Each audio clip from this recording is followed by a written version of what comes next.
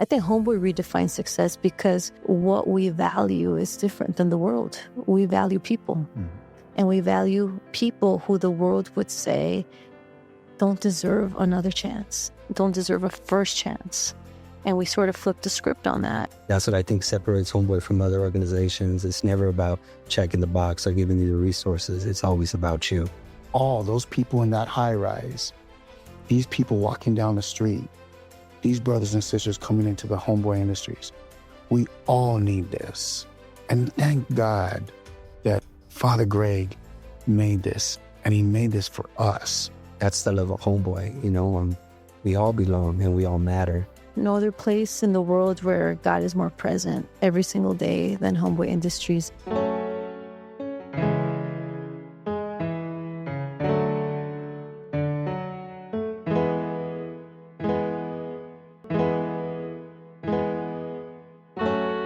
All right, team. Welcome.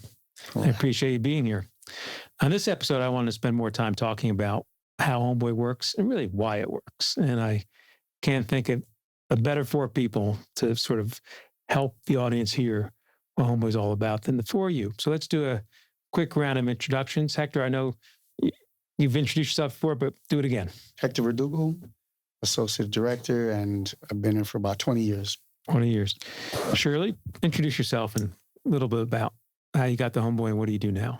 I'm Shirley Torres. It's been my life's privilege to be at Homeboy for almost 22 years of my life. Feel like I am reborn in Homeboy's lobby every single day. And I started 22 years ago at 23 and thought I knew a lot about the world and a lot about helping community. And at Homeboy, I had to surrender and abandon everything I thought I knew and really pay attention to swinging the door. So that's been my life's privilege. And I've probably had every job there. And now I'm the co-CEO of Homeboy Industries. Newly minted co-CEO, running up to your 6-month anniversary. Yes. What's it like being in charge? Again, just a life's privilege. No other place in the world where God is more present every single day than Homeboy Industries. And it tests everything you say you're about. So it really flips the script on who's really in charge. And Sure I've always known that Homeboy is owned and operated by the people we serve. And if you know that it takes all of us to make this place come to life every day. Right. Well said. And that's why we have as many people as we can fit into the studio talking about Homeboy. Stephanie. Hi. Hello. I'm Stephanie Lane. I grew up in the housing projects where Father Boyle started Homeboy Industries. I've been a part of it my entire life. I'm 36 now. And he came when I was about 2 years old. But yeah, I'm a housing case manager here now. I started off through the program as a trainee, and now I'm on senior staff, working and being able to serve my peers. All right, how long have you been at Homeboy? I've been at Homeboy since I was 16 when I got out of Youth Authority. Mm-hmm. And were you Homeboy straight on through, or did you take a step away? Yeah, I took a step away. I left for about 10 years. I ended up getting incarcerated. Mm-hmm. Like, it's a jumping rope. It's 1 foot in, 1 foot out. You jump and you figure out your ropes. But I ain't jumping no more. Mm-hmm. I'm 10 foot in. And we're happy you're here. We're going to come back to that jumping rope metaphor in a minute. Stevie? All right. Steve Avalos, Homeboy Industries, Vice President of Operations, formerly incarcerated. When released, came to Homeboy Industries, started off as a trainee, went through the process, eventually becoming a navigator, and now part of executive team. Great. And so let's for both Steve and Stephanie, what is it about, how would you explain Homeboy? What is that makes the difference in your life that Homeboy's offered you? How would I explain Homeboy? I always lead with the last is first at Homeboy. I think like that's Homeboys is all about the person, about what you're going through, about people walking through the door, what you carry. That's what I think separates Homeboy from other organizations. It's never about checking the box or giving you the resources. It's always about you. And I felt like that the first time I walked in the door, like they wanted me there. Homeboy wanted me there. And I don't think I've ever... How'd you feel? What was it that you that you felt and saw? You said they wanted you, but I remember I had got because I didn't know if I was ever going to come home. So when I had came home, I remember Father Gray had said if I came home, I would have an opportunity to go to Homeboy. And I remember he was in Boston at the time, and so I reached out to him, and he told me come meet him on Monday or Tuesday, whatever day it was. And when I went, I remember my heart pounding. I'm sitting in the lobby. I'm like, does he even remember me? Does he even remember our conversation? Did he ever expect me to even come home? And when I walked into his office, he just gave me a hug, and I started the program. And so, like for that right there, just it meant everything to me, because at that moment, I really had nothing.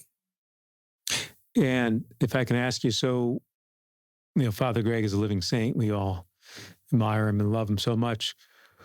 But Homeboy's more than just Father Greg. So how did you feel about the other people at Homeboy? Well, like what I've come to, when I walk through the door, like now, how do I? At that time when you walk through that door. Well, when I walk through the door, I see other gang members. Mm-hmm. I see other people. It's very similar to prison, before I left the prison, the streets. I see people like me. So, I mean, I'm very, very comfortable with people like me. Where I'm not comfortable is people not like me. And so that kind of was what the experience was for me when I seen Father Greg, because he was everything opposite of me. And I still felt like a genuine, like I can't really say love at that moment, but I felt like I belonged. So like as far as everybody else, I think they're an example of G. They're a mirror. Homeboy Industries is a mirror of G.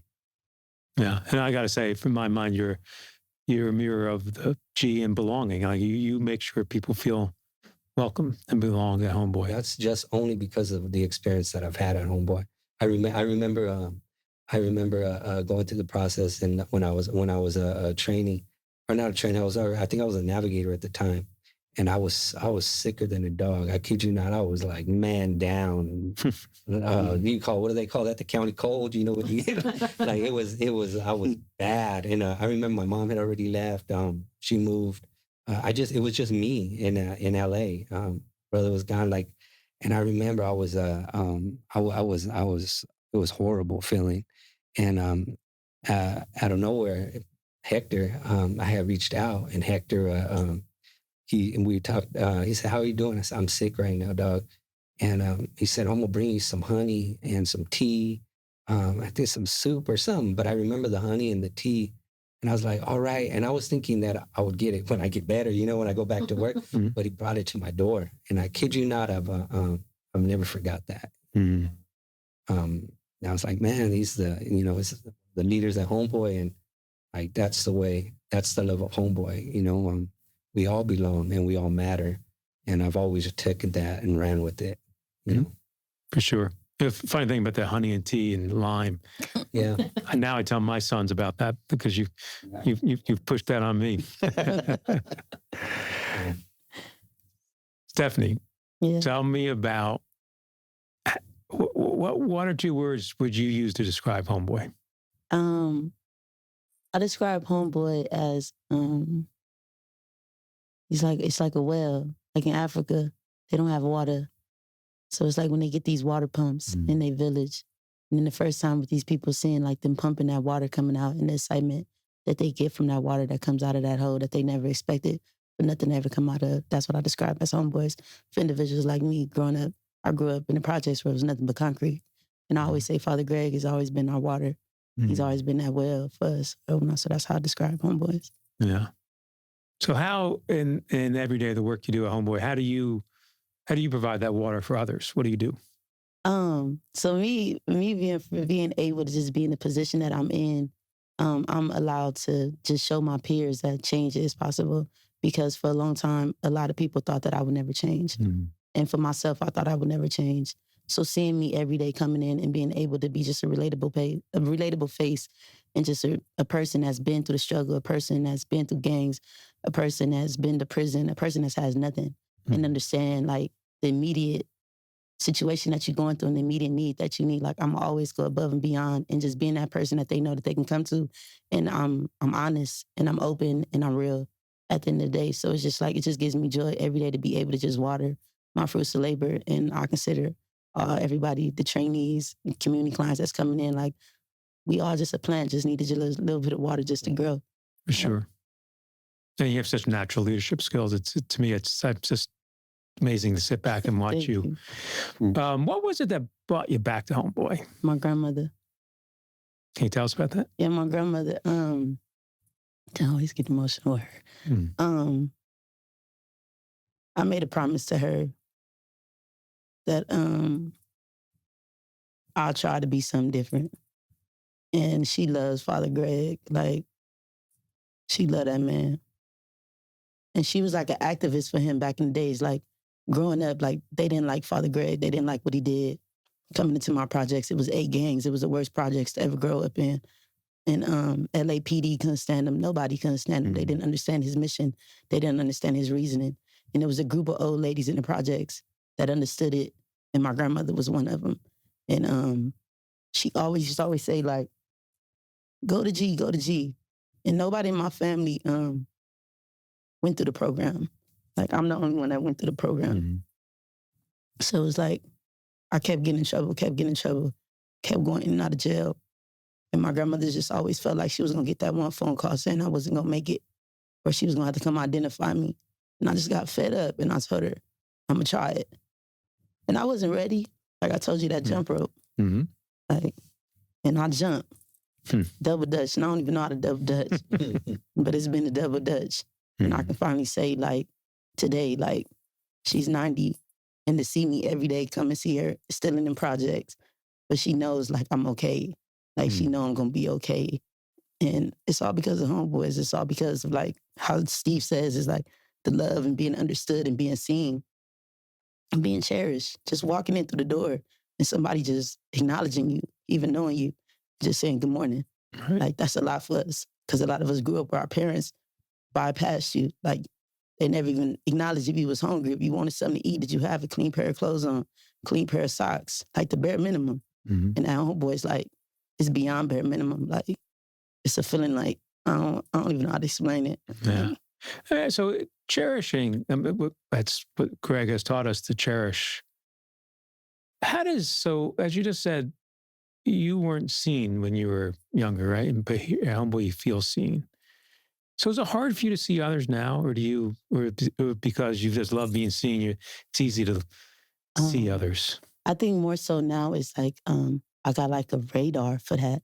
Like, I gravitate to it. So it's like people I see that's like, they may get bypassed, or like you wouldn't expect for an individual to even approach them or even ask them no type of questions. Like, I'm going to be the one that's going to go out my way, or an individual that looks like an individual that you don't want to approach, or they look unapproachable. I've always been an individual, like, I got this face on, like, don't approach me. So I'm always big on, like, I'm going to break that. Like, I know how to break that.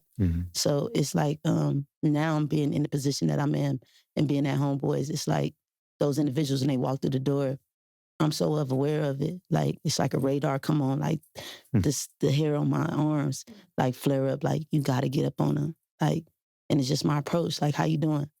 Like, have you ate this morning? Like, is you good? Like, is you straight? Before they even get to see Steve, or before they get to talk to Hector or Shirley, even get to talk to G. Like, it's just that first time approach, and being like a relatable person, and being able to relate to an individual, or seeing a person that looks just like me, whether we the same race, same color, same gang, whatever it is. Like, when I look in your eyes, you seeing me and I see you.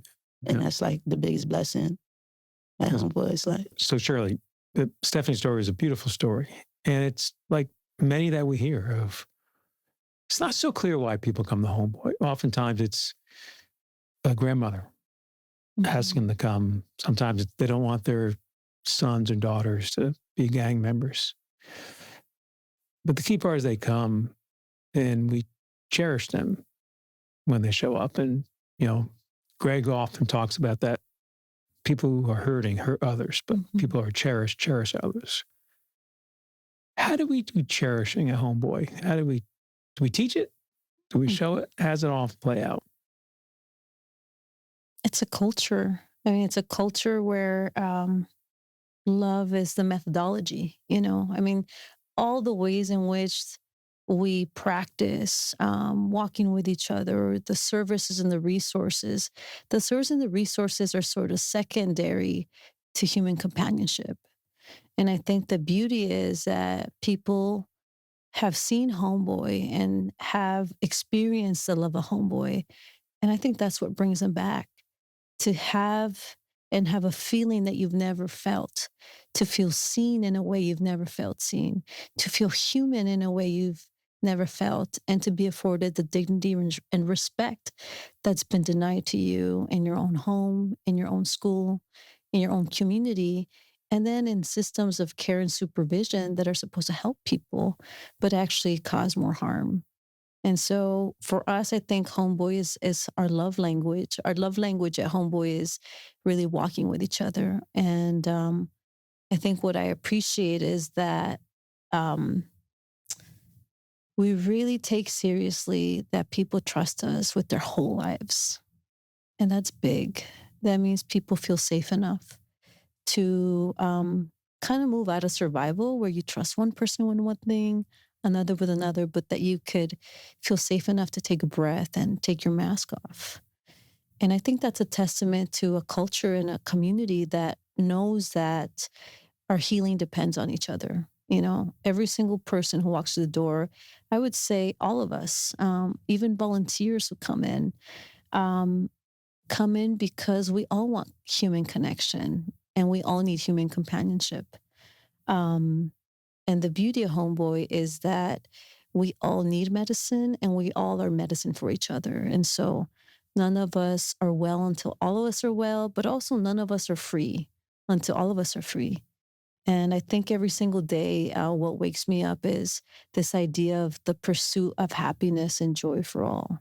Like we all deserve that. And yet not everyone's been afforded that in our lives. What was the medicine that you needed? I don't think I knew.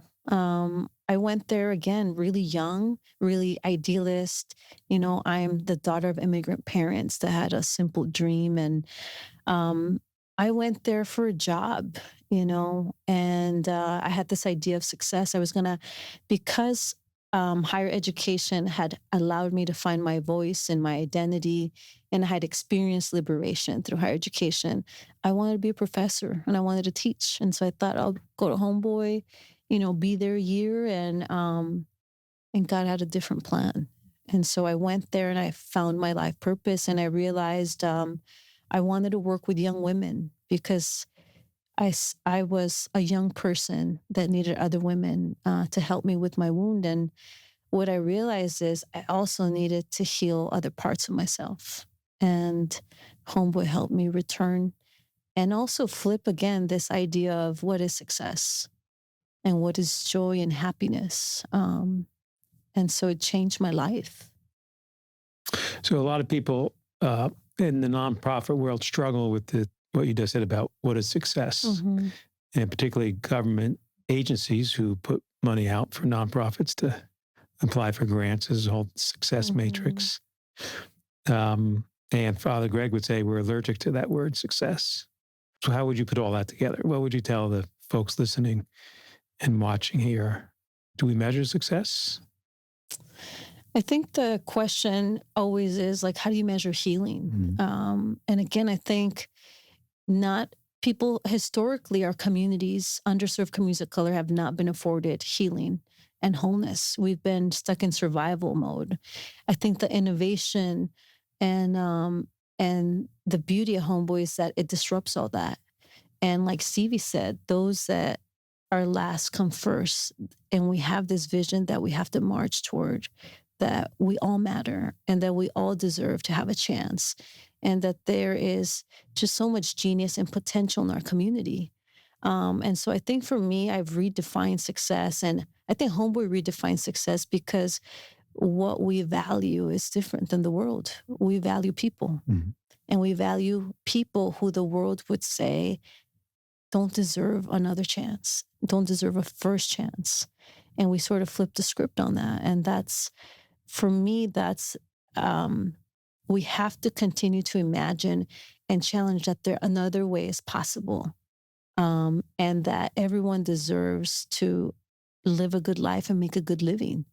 And we're here to do that. Hector, we have a phrase around here to tell people come back when they're ready, which kind of implies do we tell people to leave, or how's that work? I guess it matters in the situation. One of the, we come in with fire, and I love that we accept, people like me, that come in and then we'll hey man, those are your enemies, and you're here too, and let's learn to get along and start focusing on yourself, to start the healing process and all. And sometimes that doesn't happen fast enough, and so sometimes a fight will break out, and we have to say, hey man, you couldn't hang. It's cool. Just come back when you're ready. And I really feel that that's a great time to. Does that mean we're not successful? And Shirley was talking about, we don't think success. We're talking about success about healing. I would say, no, not at all, because it's still part of the bigger plan in my eyes. It's a timeout. And, what I think Stephanie was saying was about water. And I really feel like I always have that image of water, of murky water that we drink, and you make a face and you're just like, shit, this does not taste good. And Homeboy is like fresh water from the well. Mm-hmm. You know what I mean? It's better than the pipes, And so you get served this fresh water when you come to Homeboy. Like what Steve was saying is that we see each other and we welcome each other. And these gang members mainly welcome each other, into this place. Now, you can't hang. You get into a fight. This is what you're used to doing. We ask you to come back when you're ready. We give you your last check. I think that's an important time for you to go to your murky water. Drink it again. Look back and say, that's better over there. And if you get to know us just a little bit, you know that we genuinely want you to be with us. We want you to heal. We want you to have a successful life. And so I say 100% of the time that you come and say, I'm sorry, and can I come back? And I think that that's critical. It's that we're not calling your phone and saying, please come back. This is your life, brother or sister. And you have to make this decision. And I love that we give the dignity to the person and for them to say, can I come back? Mm-hmm. And that we know that, these doors will never be, locked on you. And so they come back. Yeah. Early on, I remember you all had a phrase, no hanging, no slanging, no banging, right? Yeah. And so that was pretty clear. That's what we would tell trainees when they came in. Right. And the other thing that was amazing to me is, because there is this big churn. We have an 18-month program. Very few people go from the beginning of 18 months, from the beginning to the end, without falling backwards or having to come back. Mm-hmm. But it always amazes me that we get very few arguments from people about leaving. They recognize that they were not ready. Yeah. And they respected the organization enough to step away quietly. And it's a conversation, you're intelligent. You're an intelligent person and you know what you did. And we understand. We all come from that cloth, mm-hmm. We all have that in us. I still have it in me. Mm-hmm. You have to check it. And, we could go deeper and say, well, where does that come from? And that's what we want you to do. Where does this pain come from that prompts me to want to hit you or curse at you or create havoc? And then if you dial in and we learn to dial in and see, how our mom left us and the system got us and everybody that was made to help us has hurt us, has disrespected us and made us feel less than. And it's like, yeah, we're carrying that heavy pain. And when we talk to you with dignity and we see you and we look you in your eyes and we understand because we've been there, that the conversation can be accepted and consequences can be accepted, if you want to call them consequences, and come back when you're ready. Mm-hmm. And then there's understanding. It's not just pointing your finger at somebody, and we've had that a million times happen to us. And a lot of it was not of our fault. Mm-hmm. And so it eases, it's loving, Yeah. you know, it's caring. And again, you know, it's giving, it's putting the ball in their court, and that you're still the master of you. So give me the latest story of someone you let go. Let me see. Lately, I remember, you know, one stands out, and this wasn't lately, but this is a little extreme though. You know, there was a dude, a couple guys went out and they got drunk. And then they came back and somebody came and whispered in my ear and they were like, dude, these guys are drunk. You know what I mean? And drunkenness is like scary because now you're not in your right mind. It brings up a lot of pain, drunkenness. And so violence could quickly happen. We have to be careful with that. So went up to the one individual, hey, you're gonna have to leave, bro. You know, and you're gonna be, you know, come back in 30 days or whatever that I said. And then the other guy, come back later on. Oh man, okay, dog. You know, I'm like, you're drunk. It's cool, you know. Like, and then the other one was like, no, I ain't leaving. And no, I'm not gonna get suspended. And it was like, yeah, well, you know, and try to talk to him, and then he had a gun. And I was like, oh. And he pushed his gun out. Then I was like, okay, here we are. We got a situation here, you know? And then it was like, okay, I asked this, you know, I mean, security wanted to kind of come near, and I said, everybody leave. We're out in the parking lot, so I was fine. I was good with that.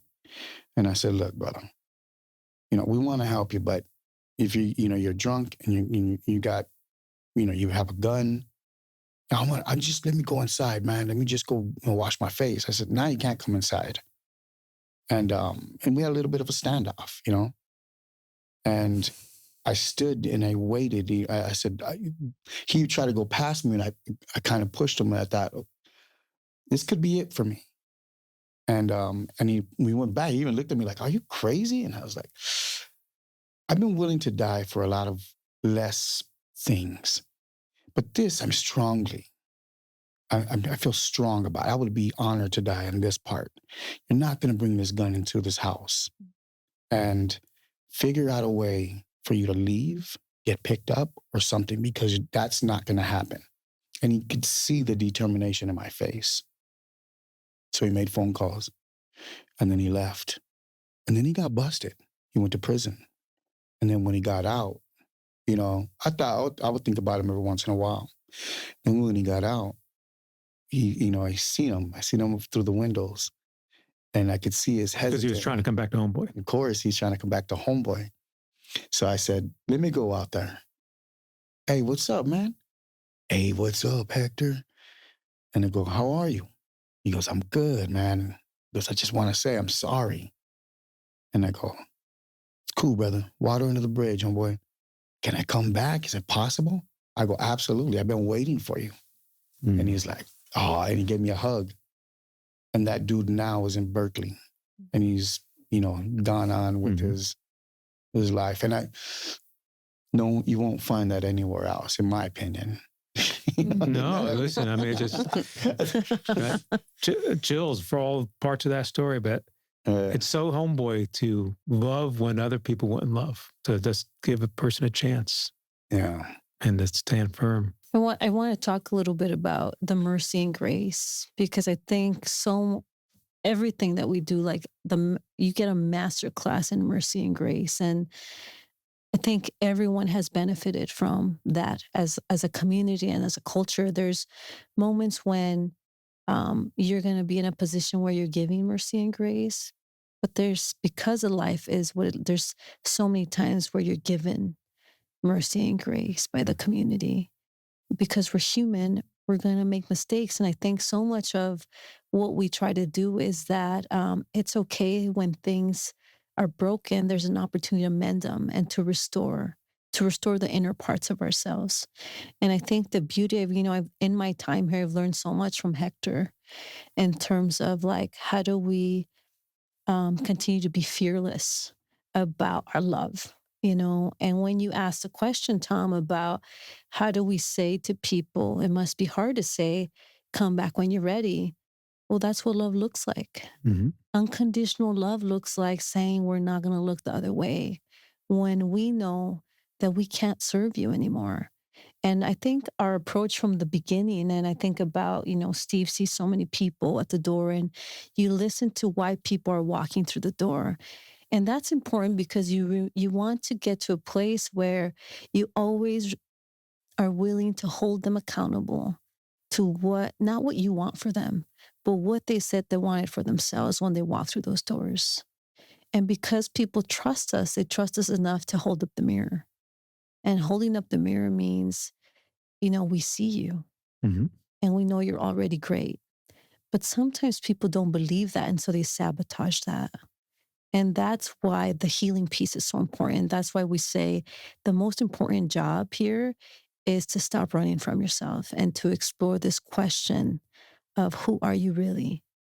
And you're trusting us. You're like giving us permission to walk with you in this. And that means that along the journey, there's going to be pauses because we don't want people to postpone their pain, their healing. And sometimes there's a tendency to hit pause on there. And that's where we come in as a community to say, "Oh, no, we love you. We got you. Right. We got you and we're going to hold you." And what I learned from Hector and so many others is, and we got you. We're going to call you out when we know that you're getting loaded or you've relapsed or you need a higher level of care. That's love. And that's honoring the best in people. Right. That's so right, Shirley, about it's mercy and love. If I can connect the two and go to Steve. So I think what's always for me, again, it's almost at Homeboy is so interesting. And I learned, and you guys who have walked in those shoes as a trainee, you have an abundance of mercy and love and caring. And see, so Steve, in your role now, it's a lot of things in your responsibility. But one of them is you're almost the guy at the front when they first come in and ask them to be part of us.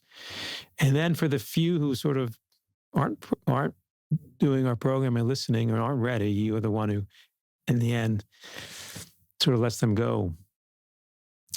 And you do it with such, I think, mercy and grace. How do you deal with that? How do you sort of make that happen? How do you be authentic every day?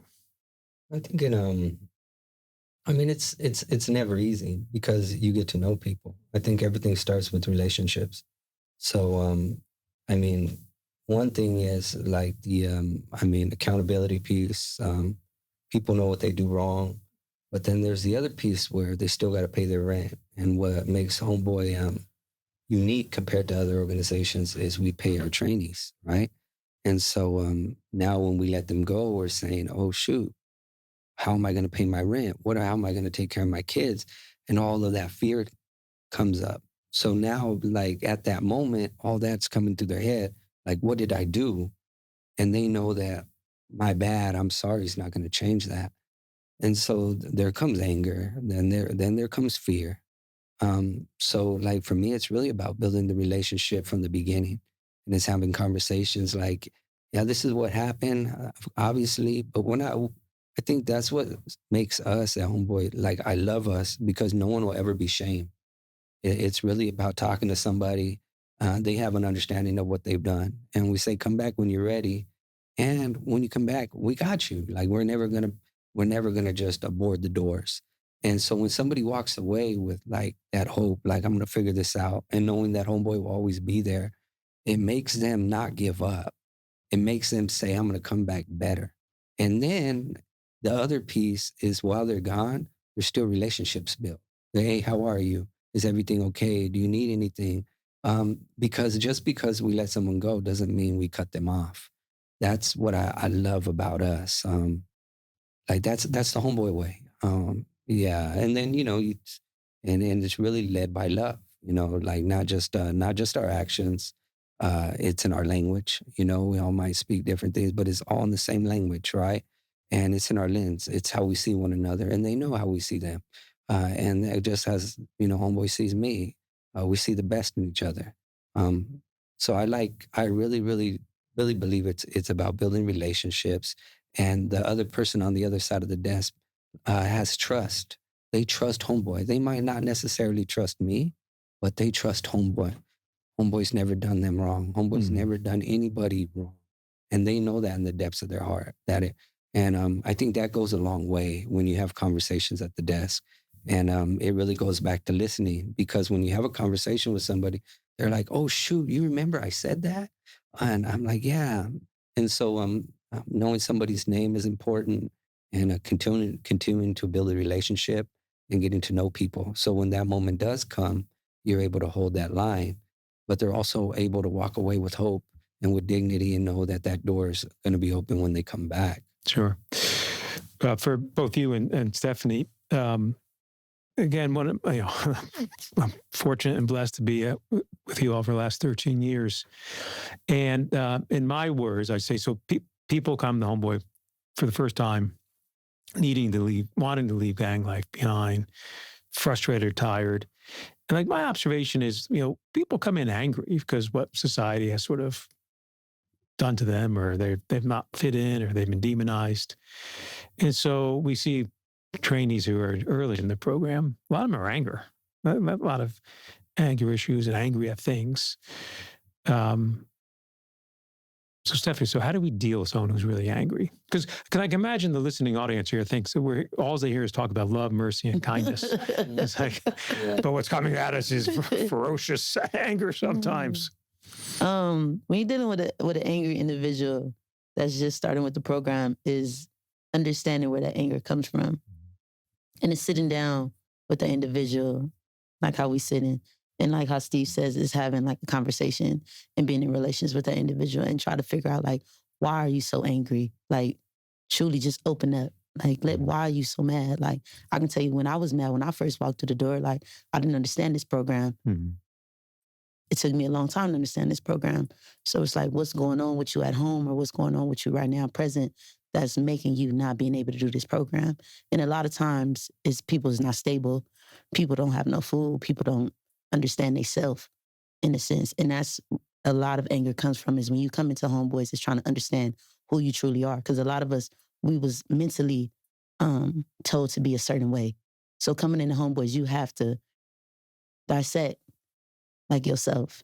Mm-hmm. And a lot of us has never took the courage or enough to even like to rewire ourselves, in a sense. So you become angry because it's like, no, I've been like this for forever. Like, why do I got to talk to this person? Or why do you keep asking me what's wrong? Or why do you keep caring, in a sense? So understanding that and just being able to be in relations with an individual and just finding out where the root anger issue comes from, in a sense, and then being able to navigate that individual through those anger issues, and not solely just tell you, oh, you need to go to anger management. Mm-hmm. Sometimes it's not anger management. This person is dealing with his own identity crisis. Mm-hmm. He's been this way for 20-something years. He's been in the cell for 30-something years, being angry at the world. So coming back out and the person is showing them compassion, somebody showing them love, that's something that they've never had. So it makes a person angry, in a sense. But you just got to just understand the individual and really just allow that individual to understand themselves.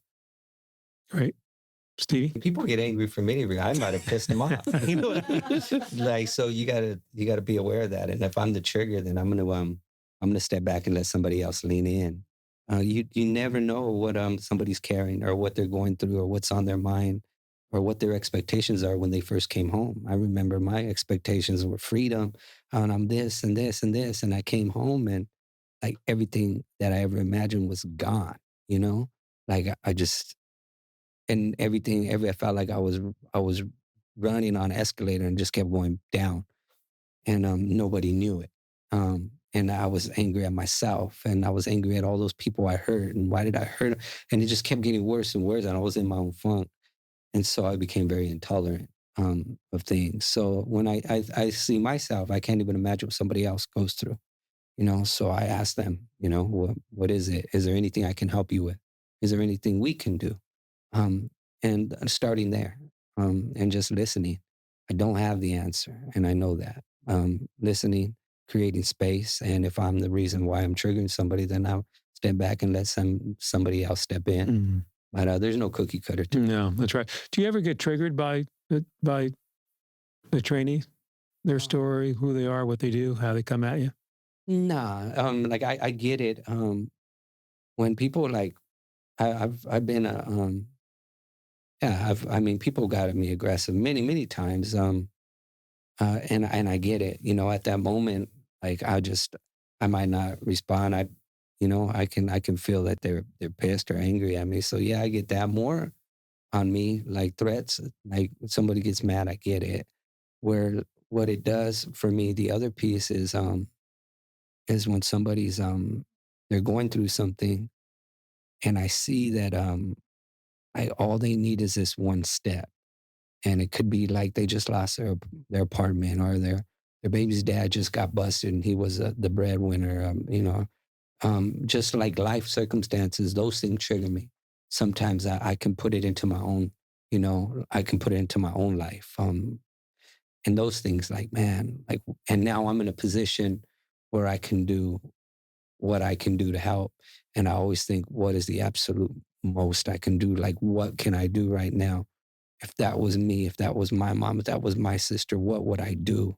And that makes me become creative. Mm-hmm. Because I know in the depths of my heart that could be me on the other side of that desk. So those are things that'll trigger me to respond, never threats. Right. Stephanie, talk to me about mental health. Oh, mental health. And how important is that that's for the work we do? That's a big one. Mental health is a lot. And right now, in this time and in this space within Homeboys, mental health has been a big thing within our community. And a lot of people, mental health has always been like, in my days, was shined upon. Like, you wasn't supposed to have a mental problem. You wasn't supposed to have meds. You wasn't ever able to even talk about your mental health. But today, mental health is like a big thing, and individuals is open about their mental health and the things that they're dealing with and things. So I say our mental health department is great in a sense, because in being in the position that we are in, we're able to see the mental states. Like, a lot of individuals, like, hold on, they're not in the right state of mind, or their body language is off.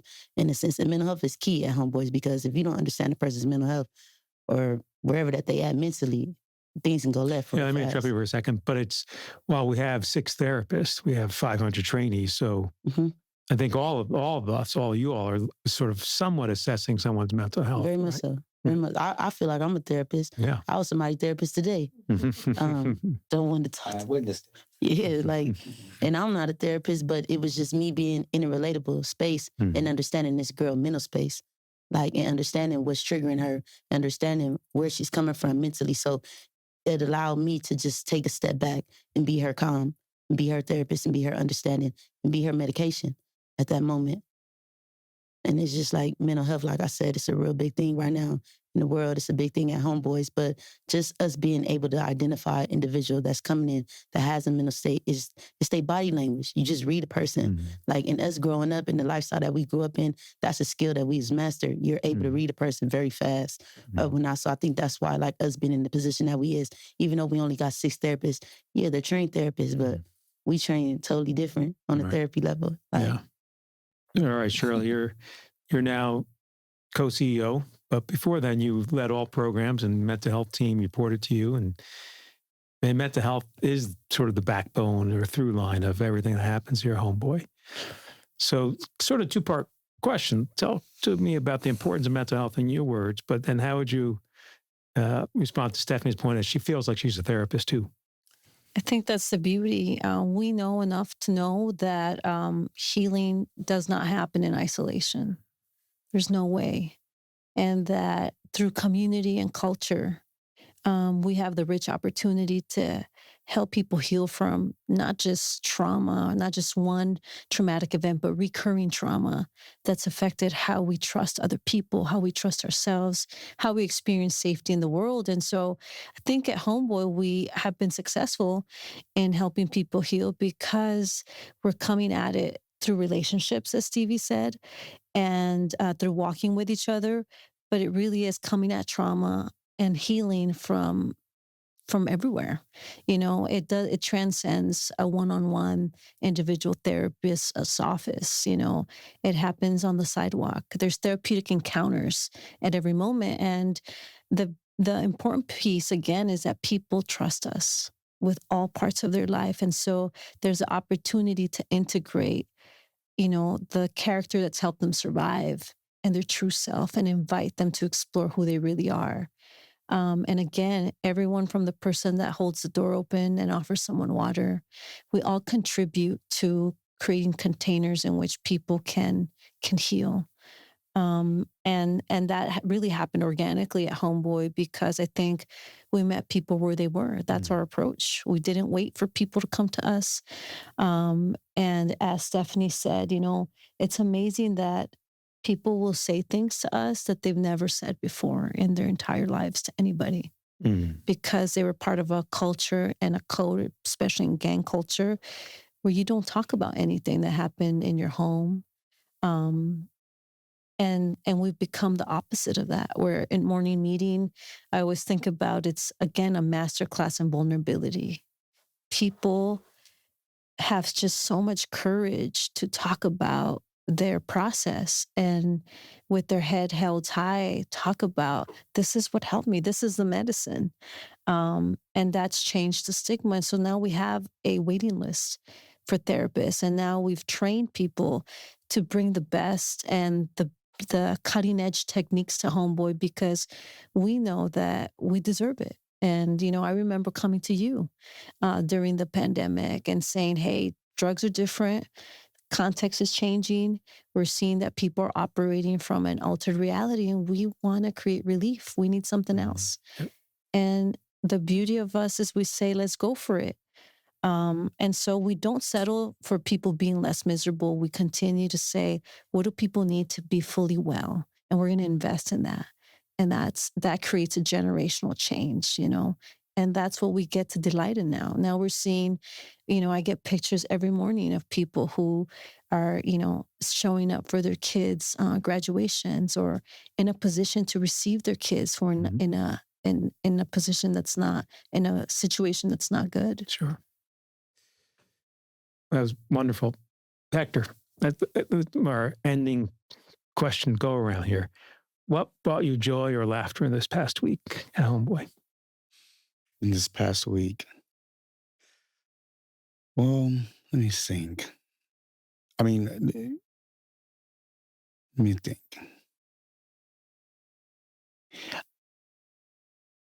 Just being at Homeboy, really. I love, as Stevie would say, I love us. I really do, though. I love being at Homeboy. I love, seeing, my friends, my brothers and sisters, I love seeing just like, I love watching people, seeing them at the end of the hall, and, Stephanie's beautiful smile, and slap boxing with somebody. I love listening to Father Greg's laugh, from the gut. And there's just so much, I love looking at people hug each other, and it's a, what's it, is it? Shock. What's it? What do they call it? Something shock. Anyways, it's like LA in one building, and LA outside of the building is separated. Whites would never talk to, ghetto people. And then in the ghetto people, there's black and brown that's separated. And I get to just like, sometimes I go in the lobby and I just sit down in the back, and there's so much movement so that no one gets to see me. And then I get to just watch people, and I see joy. I see love. I see like strangers come in, and I could watch their face kind of like, just kind of like, whoa. And I could see them like change, and I could see a homie come up to them and talk to them with respect. I can't hear the conversation, but I could see the body language and the smiles with, this is community. This is love. And speaking to the people that are visitors to Homeboy Industries, you know, it's like keeping tabs on the secret sauce. And they always say, it's because I feel something in here, and I just like, yep, we still got it. You know what I mean? Check that box. You know what I mean? That brings me joy. It just, you know, I'm a human being. I go through all kind of stuff, and I know a lot of my traumas, you know, I'm in the process of healing. I've been at Homeboys for 20 years, and I'm still digging out stuff. And I guess, you know, I get to be in this university of human behavior and traumas and complex traumas and just and all this. You see these regular people, and then we're right here in downtown LA's right there in the high rise, and I say, we all, those people in that high rise, these people walking down the street, these brothers and sisters coming into the Homeboy Industries, we all need this. And thank God that Father Greg made this, and he made this for us, because we're at the bottom of the social totem pole, and those doors are wide open for us. And it's just like, it you know, it just brings me joy. That's great. Yeah. Shirley, what brought you joy this past week? I think it never changes for me. I think getting the hugs every morning, and we always joke, and I always say to people, you know, and we say it to each other, like, where have you been all my life? And we hug each other. And this week I said it to someone, and I said, where have you been all my life? I had just seen them like an hour ago. And we gave each other a hug, like we'd hug for the first time. And then he said, locked up. So I just think, and then we laugh. And then, you know, we look at each other in the eye, and I said, that's right. And the person I had embraced, you know, had just lost their son yesterday. And he had done over 30 years in prison. And so you just delight in these small moments of great love and great joy, and the invitation to fall in love with each other at every single moment. Right. So it's just, where else do you get that? Amen on that one. Stephanie? I would say for me is in the past week, we just had Homeboy Global Network, and I was on a panel with 3 amazing men, and besides Steve, and just us just being up there and being like our true authentic self, and just telling our truth and our story, and just seeing the people that came from all across the world to understand what Homeboys is and get that secret sauce, and for them to just be engulfed in our story, and just for us to just be like these beacons of hope at the end of the day, and just seeing Father Greg in the corner like a proud father, like just smiling and just knowing like I'm a product of that, like, hope not. So that's what brought me joy this week. Absolutely. I love the Homeboy Network too. What brings me joy is the same thing every day at Homeboy. It's morning meeting. I kid you not, no matter what you go through, when you go in the morning, like I run the morning meeting. I love it. I love it's all about our community. It's all about those who are just got a DCFS, case closed, off parole, off probation. Like a homie for the first time, like knows that when he gets there, like, oh shoot, today's my birthday. They're going to sing for me. Man, I hope they don't sing for me. And then you start wondering, man, I wonder if they remember it's my birthday. You know, you got all those things in your head. I've been there, you know? And it's like, and then after you say, and I'm glad you were born. It's just like Homeboy is icing on the cake. And everything we do is kind of like icing on the cake. We're intentional with honoring our community, just loving each other. We end with a prayer together. We welcome everyone. It's just a place that we stop to create space for each other. I love that. I mean, to be able to experience that every day. I had a friend that I grew up with. He just got out from doing 20 some years, and he comes, and I kid you not, after morning meeting, he sat there all day in the lobby. I said, "Oh, why don't you go back? Because you got to go back to your program." He's like, "Nah, I just want to be here. Like, I've never experienced this." And like, that's Homeboy. When you go there and you get morning meeting and you experience that for the first time, there's nothing like it. You know, especially when you walk through the doors for the first time, you're coming from prison or the streets, and you're like, wow, is this real? You know, yeah, I love it. No, I'm with you. Now, for me, I feel guilty saying it because it feels selfish. I mean, we all experience joy and joy through others. And so I was gone on vacation for a couple of weeks.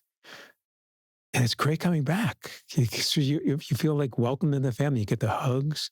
People are excited to hear about your vacation. Like I feel accepted as well. Like how this all works is one go to a community that kind of leans on each other and loves on each other.